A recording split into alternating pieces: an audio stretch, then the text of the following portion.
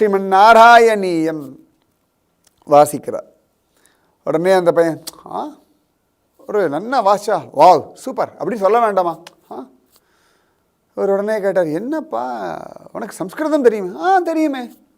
பின்ன எவ்வளோ அழகான விஷயம். என்ன அழகு, எல்லாம் அபத்தம், இல்லை ஒருபாடு குற்றம் உண்டு அப்படின்னு விட்டான்.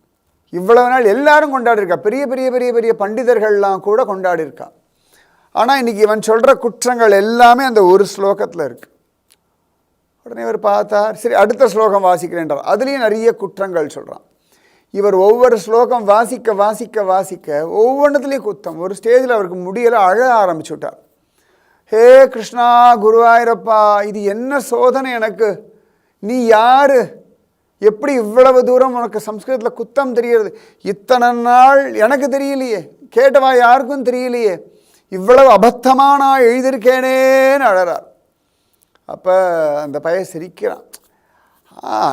நமோ விபக்தி, அந்த சம்ஸ்கிருதத்தில் இலக்கண லக்ஷணம் அது. விபக்தியை பெருசு நினச்சிட்டுருக்கள், எனக்கு பூந்தானத்தினுடைய பக்தி தான் பெருசு அப்படின்னு சொல்லிட்டு மறைஞ்சு விட்டான்.